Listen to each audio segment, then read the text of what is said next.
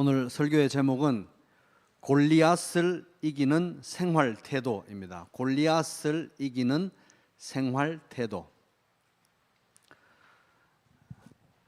우리는 지금 영적 전쟁 중입니다. 마귀의 간계를 능히 대적하기 위하여 하나님의 전신갑주를 입어라. 완전 무장하라는 말이죠. 에베소서 6장 11절 말씀. 성도는 이 세상에 살면서 알든 모르든 또 원하든 원하지 않든 인정하든 안 하든 간에 지속적으로 영적 전투 상태에 있습니다. 그러니까 영적 전쟁 중이라는 말이에요. 전쟁 중이라는 말입니다. 저 마귀는 우리를 삼키려고 입 벌리고 달려와도 주 예수는 우리의 대장되니 끝내 싸워서 이기리라. 내 영혼 평안해 평안해. 내 영혼 평안해. 찬송가 413장입니다. 성도가 이 세상에서 평안을 누리지만 이 평안은 아무 일도 없는 편안한 상태에서 누리는 평안이 아니라 전쟁 중에 누리는 평화입니다. 성도는 살면서 크고 작은 영적 전투를 맞이하게 됩니다. 조그만한 전투만 있으면 좋겠지만은 어떨 때는 골리앗을 상대로 만날 때가 있습니다. 사무엘상 17장은 골리앗 앞에 선 사람들의 모습을 그려주고 있습니다. 그래서 오늘 설교의 목표는 사무엘상 17장에서 골리앗이 어떤 존재인지 우리 함께 공부를 좀 해보고, 또 골리앗을 이기는 생활 태도는 무엇인지 같이 정리해 보도록 하겠습니다. 자, 골리앗은 우리가 우리 힘으로는 도저히 극복할 수 없을 것 같은, 정말 감당이 안 되는, 우리에게 엄청난 압박감과 두려움과 답답함과 그런 것들을 주는 두렵고 힘이 센 거인, 이 정도로 보면 되겠습니다. 골리앗. 싸움에 응했다가는 뼈도 못 추릴 것 같은 거대하고 두려운 적, 이게 이제 골리앗입니다. 그래서 이 골리앗을 맞닥뜨린 사람들은 대부분의 경우에 두려워서 꼼짝 못하거나 아니면 도망가거나 그러는 것이 일반적입니다. 오늘 본문 34절부터 37절까지 읽었는데 사무엘상 17장 앞쪽으로 가서 11절 보시겠습니다. 11절. 대부분의 사람들은 골리앗을 만나면 이런 반응을 보입니다. 사울과 온 이스라엘이 블레셋 사람의 이 말을, 이 블레셋 사람이 골리앗이죠. 골리앗의 이 말을 듣고, 협박하는 말을 듣고 놀라 크게 두려워하더라.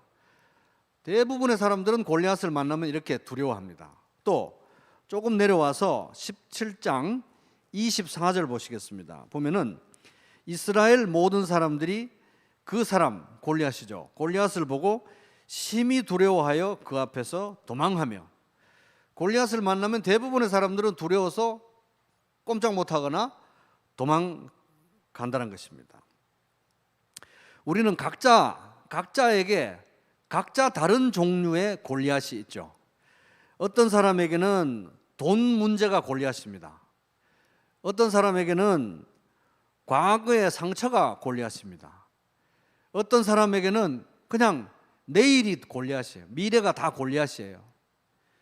어떤 사람에게는 부부 문제가 골리앗이고, 어떤 사람에게는 자녀 문제가 골리앗이고, 또 어떤 사람에게는 학교 문제, 직장 문제, 건강 문제가 골리앗입니다.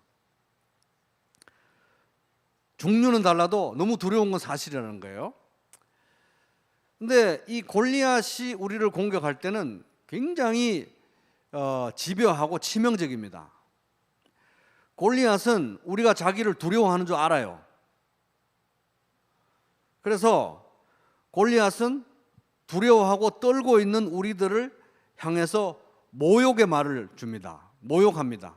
두려워하는 줄 알고. 모욕하고 우리들의 정체성을 흔들어 놓습니다. 기둥부터. 그래서 사무엘상 17장 10절 보면은 다시 돌아가서 그 블레셋 사람이 골리앗이죠. 또 이르되 내가 오늘 이스라엘 군대를 모욕하였으니, 자, 내가 너희들 모욕한다. 다 쫄아 있고 겁내하는 거 내가 다 아는데 내가 모욕한다 이거예요. 내가 너희를 모욕하였으니 사람을 보내서 나와 더불어 싸우게 하라. 내가 너희를 모욕하는데 억울하면 누구를 내보내서 나하고 1대1로 싸우게 해라 이거예요. 그러니까 무서워서 사시나무 떨듯이 떠는 거 알고 그 상태를 모욕하고 억울하면 와서 덤벼라 이런 식인 거예요.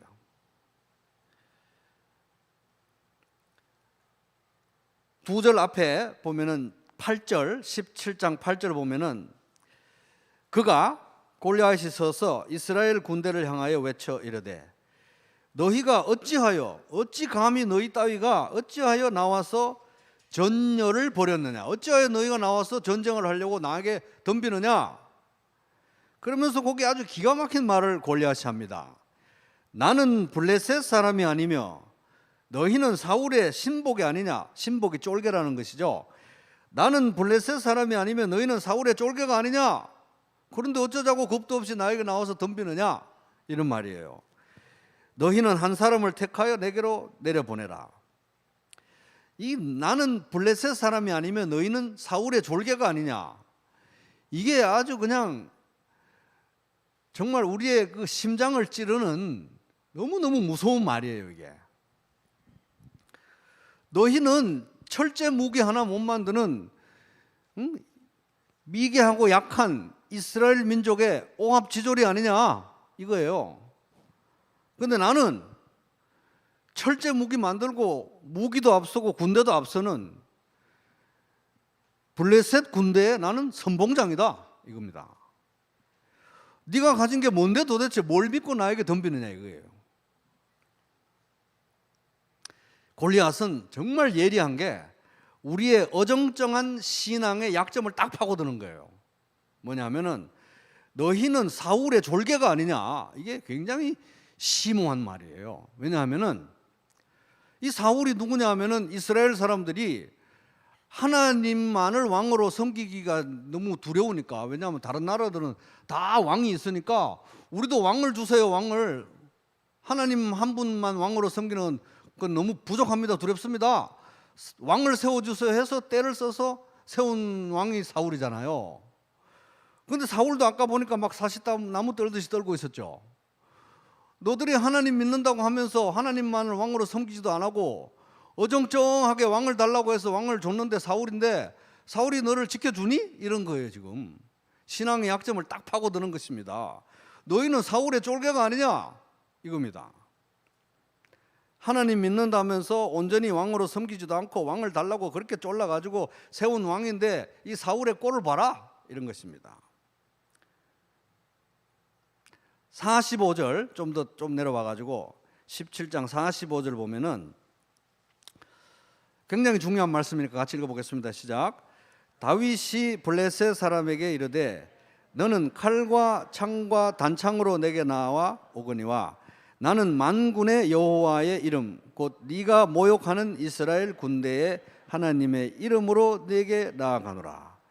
이 지금 골리앗이 하고 있는 짓이 뭔지 이 나이 어린 다윗이 정확하게 간파하고 있어요. 골리앗이 하고 있는 일은 하나님의 백성, 하나님의 군대인 이스라엘을 모욕하고 있는 것입니다. 하나님의 군대인 이스라엘을 모욕한다는 건 다른 말로 하면은 하나님 자신을 모욕하는 거예요. 그러니까 지금 골리앗은 우리를 공격할 때 두려워 떨고 있는 우리를 조롱하고 모욕하고 또 우리가 섬기는 하나님도 모욕하고 그리고 우리의 어정쩡한 신앙도 푹 찔러가지고 공격한다는 거예요.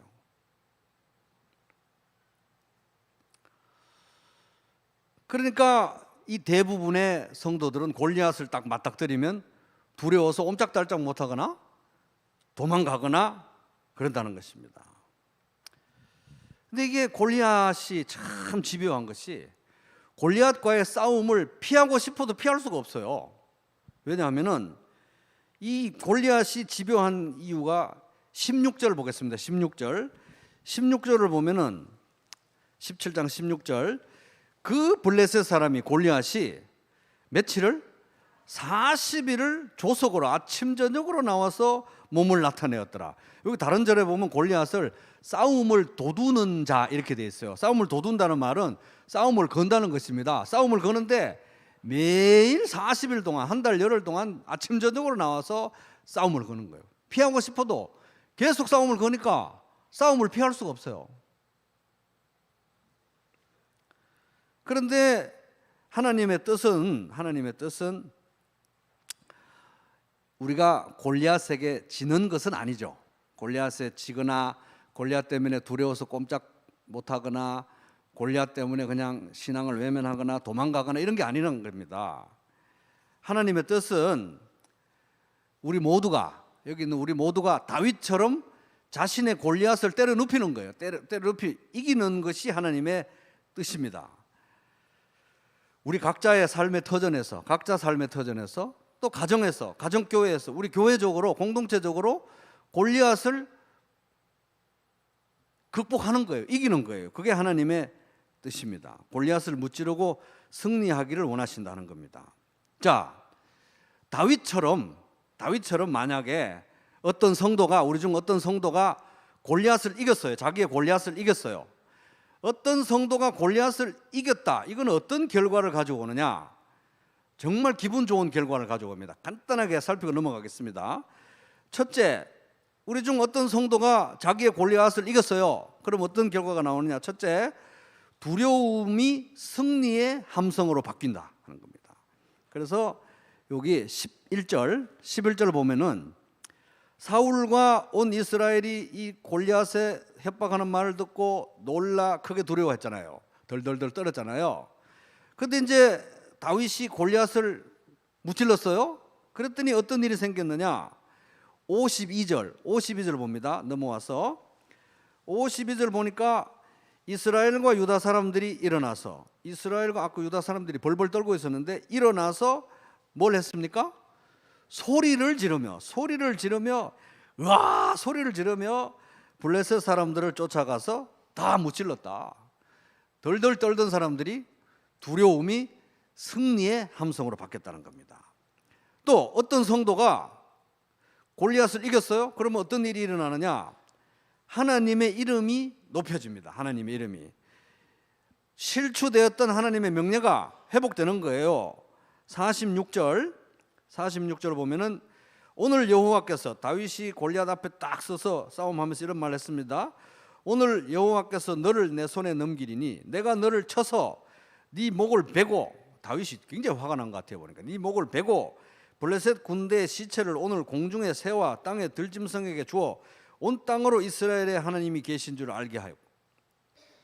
우리 중에 누가 한 명 골리앗을 이기면 하나님의 명예가, 실추되었던 명예가 더 높아지고 하나님의 영광을 받으신다는 거예요. 혼자만 승리하는 게 아니라 주변 형제 자매들이 힘을 얻어가지고 두려움에 떨던 형제 자매들이 승리의 고함을 지르고 하나님의 이름이 높아진다. 세 번째, 우리 중 너가 골리앗을 때려 눕히면 어떤 일이 일어나느냐? 구원의 역사가 일어납니다. 구원의 역사가 47절, 바로 밑에 47절을 보면 또 여호와의 구원하심이 칼과 창에 있지 아니함을 이 무리에게 알게 하리라. 전쟁은 여호와께 속한 것인즉 그가 너희를 우리 손에 넘기시리라. 그러니까 골리앗을, 이 당시에 골리앗을 때려잡고 골리앗을 무찌른 것 자체가 이스라엘에게는 하나님의 구원이었어요. 구원. 근데 그 하나님의 구원이라는 게 내 능력이나 힘이나 전투력이나 뭐 무기나 이런 게 있는 게 아니라 전적으로 하나님의 능력과 섭리와 은혜에 달려 있다. 그러니까 하나님의 구원이 나타나는 거예요. 우리 중에 누가 골리앗을 이기면. 여러분 다 그렇게 골리앗 이기시기 바랍니다. 나 혼자 이기는 게 아니라는 거예요. 누가 골리앗을 이기게 되면. 성도 한 명이 자신의 삶에서 골리앗을 이길 때 그것은 한 사람의 승리로 끝나는 것이 아니고 주변 형제 자매들에게 용기를 주는 거예요. 나도 일어서야 되겠다. 용기를 주고, 두려워서 숨죽이고 있던 형제자매가 다시 일어나게 되고, 그리고 실추되었던 하나님의 명예가 회복되고 구원의 역사가 나타난다. 그래서 하나님의 뜻은 우리 각자가 삶 속에서 골리앗을 이기는 것이다 하는 겁니다. 자, 골리앗을 무찌른 사람의 이름은 뭐였습니까? 다윗이죠. 다윗이 골리앗을 무찔렀는데 아무도 다윗이 골리앗을 무찌를 줄을 예상을 못했어요. 아무도. 왜? 다윗은 이때 10대 후반, 이제 막 입시 공부하고 대학 갈 준비해야 되는 그런 10대 후반 청소년이었어요. 그리고 하는 일이 그냥 양을 돌보는 목동이었기 때문에 그 많은 군사들 중에 다윗이 와서 골리앗을 무찌르리라고는 아무도 생각을 못했습니다. 자, 그렇다고 해서 다윗이 골리앗을 무찌른 것이 갑자기 요행으로 뒷걸음치다가 소 뒷걸음치듯이 요행으로 된 것도 아니고요. 갑자기 아무 준비도 없었는데 어느 날 갑자기 하나님이 막 기적적으로 사용해가지고 골리앗을 무찌른 것도 아니에요. 갑작스럽게 된 일이 아니라는 것입니다. 사실 몰라서 그랬지 다윗은 골리앗을 때려 눕히기에 최적화된 용사였어요. 용사. 준비된 용사였다는 것입니다. 사실 장기간에 걸쳐서 다윗은 준비되어 있었던 거예요. 누가 준비했느냐? 하나님이 다윗을 이미 준비하고 계셨다는 것입니다. 그 돌팔매 돌려가 딱 맞추는 게 그 하루아침에 됩니까? 엄청난 시간 동안 준비가 됐다는 거예요. 하나님이 준비시켰다는 것입니다. 오랜 기간 하나님이 준비해 오시고 그날 쓰신 거예요. 하나님의 방식으로, 하나님의 딱 타이밍에. 자, 여기서 우리는 질문을 할 수 있습니다. 골리앗을 무찌를 수 있는 최적화된 용사로 준비되는 동안 다윗의 삶의 태도는 어떤 것이었냐는 거예요. 그걸 우리가 본받아야 우리도 골리앗을 무찌르는 용사로 준비되니까요. 다윗은 어떤 태도로 그 준비의 기간을 살았는가? 골리앗을 이기는 삶의 태도는 뭔가? 세 가지로 한번 정리해 보겠습니다. 첫째, 골리앗을 이기는 생활 태도. 첫 번째 따라 보겠습니다. 작은 일을 부끄러워하지 않는다. 시작. 자, 28절 보겠습니다. 28절. 17장 28절.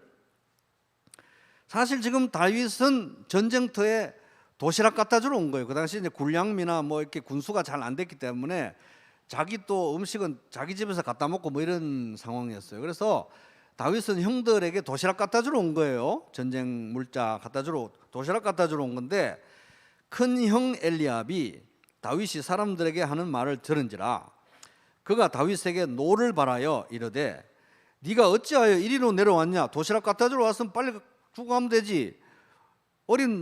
너가 왜 여기 전쟁터에 와가지고 뭐 골리앗을 죽이면 어떻게 되니? 많이 이런 얘기를 왜 하고 있냐 이거예요. 그러면서 하는 말이 들에 있는 양들을 누구에게 맡겼느냐 이렇게 하잖아요.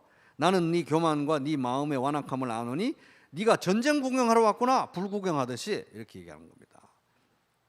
근데 여기 들에 있는 양들이라는 표현이잖아요. 이게 세 번역으로 보잖아요. 세 번역에 보면은 사실 요 개역 성경에 있는 번역이 좀 아쉬워요.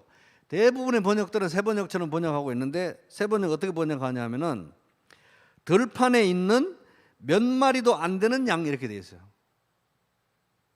들판에 있는 몇 마리도 안 되는 양. 그러니까 이 번역이 정확합니다. 무아트라는 단어, 무아트라는 히브리 단어가 써졌는데 그게 몇 안 된다, 몇 마리 안 된다 이런 뜻이에요. 그러니까 우리가 생각할 때 다윗은 뭐 큰 떠오르는 무슨 축산업자 이런 거나 뭐 축산업자의 아들 이런 게 아니라 겨우 그 생계형 양 몇 마리 돌보는 그런 시시한 목동이었던 거예요. 그래서 몇 마리도 안 되는 양을, 조그만 시시한 양을 돌보고 있었다는 겁니다.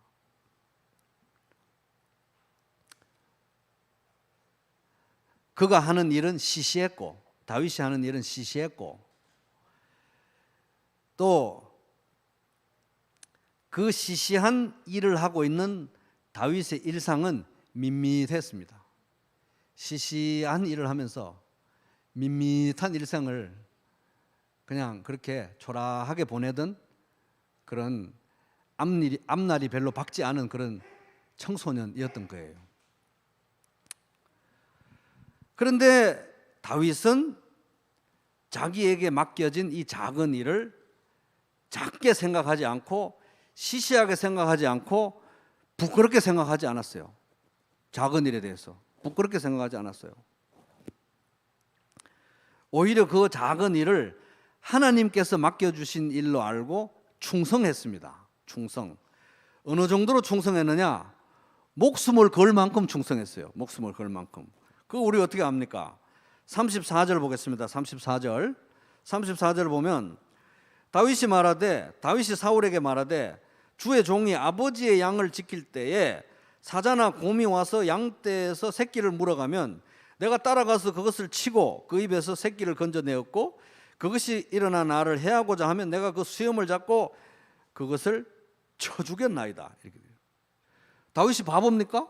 사자 따라가고 곰 따라가면 자기 죽을 줄 모르나요? 목숨을 걸었던 거예요.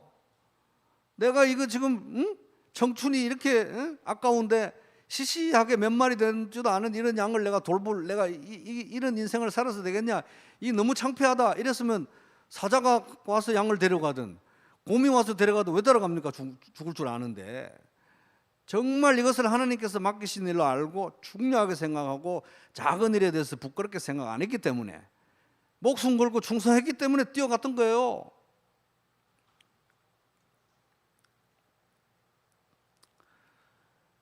(37절) 보면은 좀 내려와서 37절 또 다윗이 이르되 여호와께서 나를 사자의 발톱과 곰의 발톱에서 건져내셨은즉 나를 이 블레셋 사람의 손에서도 건져내리이다. 그러니까 다윗은 몇 마리 안 되는 시시한 그 양떼를 돌보면서도 하나님께서 맡기신 일로 알고 충성했고 하나님께서 맡기셨기 때문에 하나님이 도와주실 것이다. 그래서 막 쫓아갔던 거예요. 하나님 의지하고 곰 잡으러 가고 사자 잡으러 갔던 것입니다. 그 입에서 양을 빼내려고 갔던 거예요. 이 일의 크기와 이 일의 중요성과 이 일의 의미는 세상에서 바라보는 기준에 의해서 정해지는 게 아니라 그 일을 맡기신 분의 크기에 달려 있다는 것입니다. 골리앗을 이기는 생활 태도 첫 번째, 작은 일을 부끄러워하지 않는다. 자, 한번 따라해 볼까요? 작은 일을 부끄러워하지 않는다. 자, 골리앗을 이기는 생활 태도 두 번째 따라 보겠습니다. 나다움을 부끄러워하지 않는다. 시작. 나다움, 자기다움, 나다움 말하는 겁니다. 자, 38절 봅니다. 이에 사울이 자기 군복을 다윗에게 입히고 노투구를 그의 머리에 씌우고 또 그에게 갑옷을 입히매 다윗이 칼을 군복 위에 차고는 익숙하지 못하므로 시험적으로 걸어보다가 사울에게 말하되 익숙하지 못하니 이것을 입고 가지는 못하겠습니다 하고 다 벗어버렸어요. 나다움은 뭐냐 하면은 하나님께서 나를 빚어가시기 위해서 사용하는 모든 재료가 바로 나다움입니다. 하나님께서 나를 빚어가시기 위해서 사용하시는 모든 재료가 다 나다움이에요. 나다움. 죄 빼고. 예를 들면 이런 거죠. 나의 달란트. 이거는 다 하나님이 주시는 거예요. 내가 뭐 쟁취하는 게 아니라 나의 달란트, 나의 은사, 나의 출생 환경 내가 정하는 게 아니지 않습니까? 하나님이 주신 거예요. 나의 성장 배경, 나의 가정 형편 이걸 내가 어떻게 마음대로 합니까? 주어지는 거지. 성격과 기질, 외모와 생김새, 가족과 친지를 어떻게 내 마음대로 결정합니까? 주어지는 거잖아요. 그 다음에 이웃, 나를 구성하는 하나님이 나를 빚어가시기 위해서 사용하시는 나를 구성하는 모든 재료, 이게 나다움이에요. 나다움. 죄 빼고. 다윗의 경우는 이세 집안에서 태어났습니다. 8번째 아들로. 근데 집안이 뭐 그렇게 부유한 집안이 아니었던 것 같아요. 그냥 생계형으로 양 몇 마리나 이렇게 돌볼 정도였고, 그리고 아들이 8명인데 집안 분위기도 제가 보기에는 별로 안 좋았어요. 공평하게 아빠가 애들을 사랑한 것 같지 않아요. 그래서 사무엘이 다윗에게 기름 부으러 왔을 때 7명 아들만 데려오고 막둥이는 왔는지 안 왔는지 신경도 안 쓰잖아요. 그죠? 뭔가 이 가족이 지금 문제가 있는 가족인 것입니다.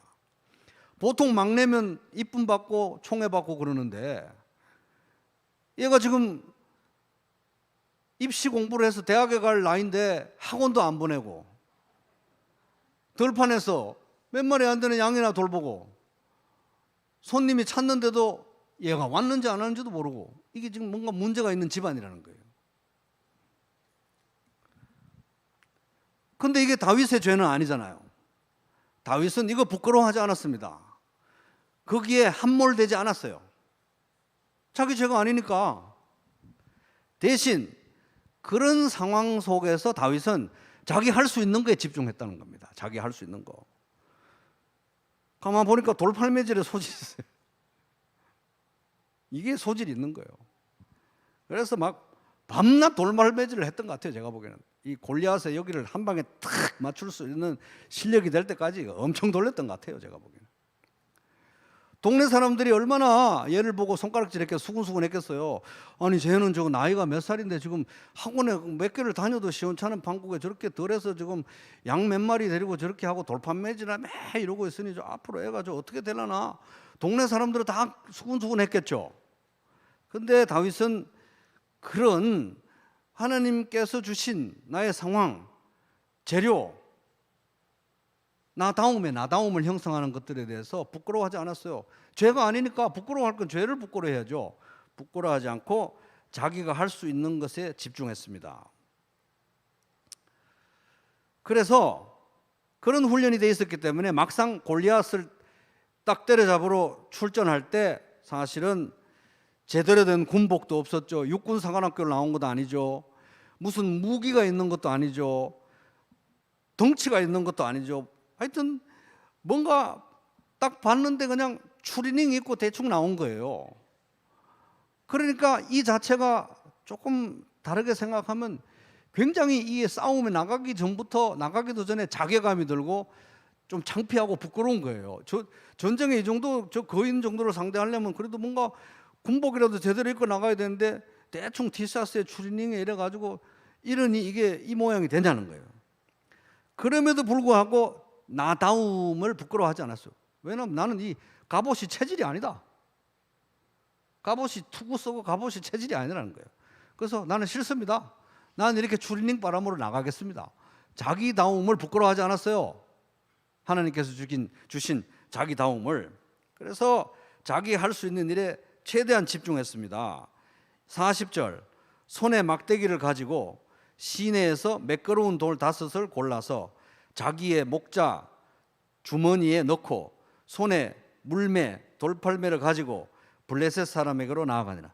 가장 자기답게 갑옷이나 투구나 다 벗어던지고 추리닝 바람으로 가장 경쾌한 동작으로 돌멩이 몇 개 하고 이 돌팔매하고 딱 막대기 쥐고, 막대기 개 잡을 때 쓰는 막대기 딱 들고 나가니까 자기답게 하니까 벌써 심리전에서 이겨버렸어요. 심리전에서. 그거 보세요. 43절 보세요. 이게 벌써 골리앗이 심리적으로 후달리는 거예요. 보세요. 블레셋 사람이 다윗에게 이르되 네가 나를 개로 여기고, 개로 여긴다 말도 안 했는데 자진납세를 하는 거잖아요. 개로 여기고 막대기를 가지고 내게 나왔느냐.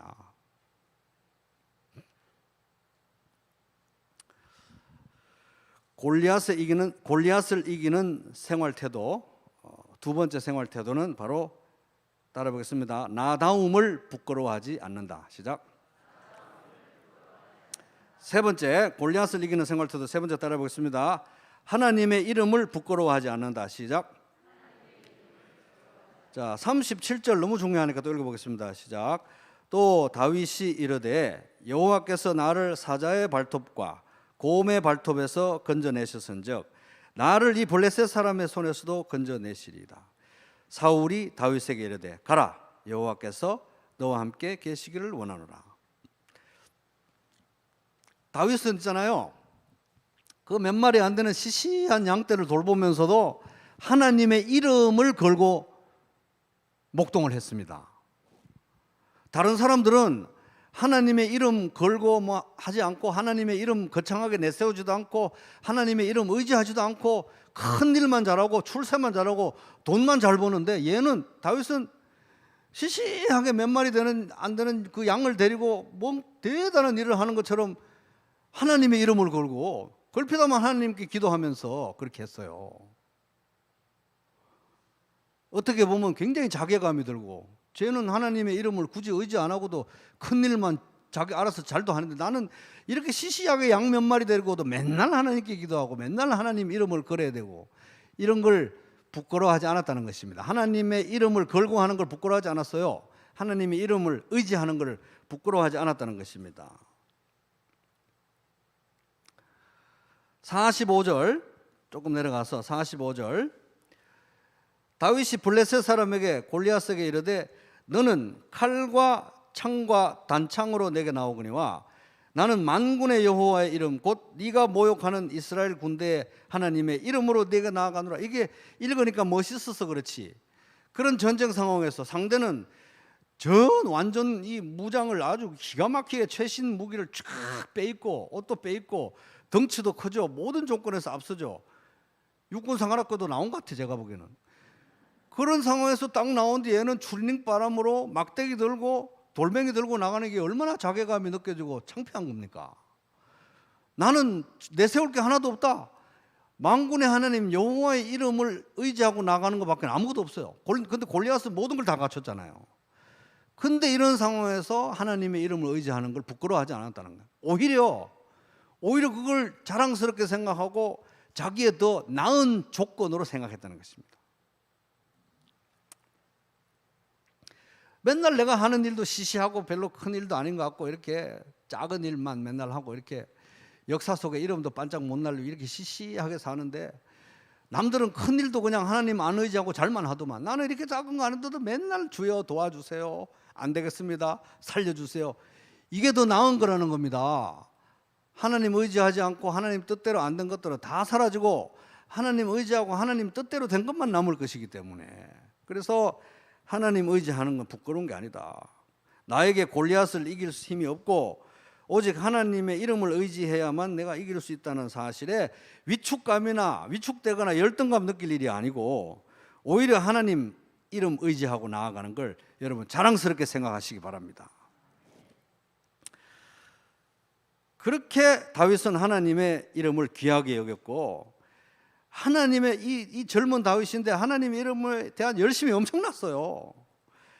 하여튼 하나님의 영광을 위해서 난 살아야 되겠다. 제일 간절한 기도 제목이 이름이 거룩히 여김을 받으시오며 이거였던 거예요. 하나님의 영광을 위해서 내가 살아야 되겠다. 하나님의 영광이 제일 중요했어요. 그러니까 형들 도시락 갖다 주러 왔다가 생각도 못하게 이상한 그 고기 덩어리 같은 거인이 하나님의 이름을 모욕하는 걸 듣고, 좀 더 원색적으로 설명할게요. 그걸 듣고 꼭지가 돌아버린 거예요, 다윗이. 갑자기 주체할 수 없는 분노와 용기가 막 솟은 거예요. 내가 이렇게 소중히 여기는 하나님의 이름을 네가 왜? 그래가지고 모두가 다 두려워하는 골리앗에 대해서 두려워하지 않고 하나님의 이름을 걸고 싸우러 나갈 수 있었던 것입니다. 하나님의 이름에 대한 열심과 애정이 육신적인 두려움을 극복하게 만들었다 하는 것입니다. 그러니까 이 하나님의 이름에 대한 그 애정이 이 사람의 분노와 용기를 촉발시키고 이 아드레날린을 하여튼 최대치로 뽑아 올리게 했던 것 같아요, 제가 보기에는. 그러니까 눈에 보이는 게 없어진 상태가 된 거예요. 세상 사람들은 수치를 당하지 않기 위해서, 수치를 당할까봐 하나님의 이름을 부끄러워하기를 선택합니다. 근데 성경은 정반대로 얘기하죠. 주를 바라는 자는 수치를 당하지 아니하려니와. 시편 25편 3절. 골리앗을 이기는 생활태도 세 번째 따라합니다. 하나님의 이름을 부끄러워하지 않는다. 자, 요약하면 골리앗을 이기는 삶의 태도, 생활 태도 세 가지. 첫 번째, 작은 일을 부끄러워하지 않는다. 두 번째 뭡니까? 나다움을 부끄러워하지 않는다. 세 번째, 제일 중요한 거, 하나님의 이름을 부끄러워하지 않는다.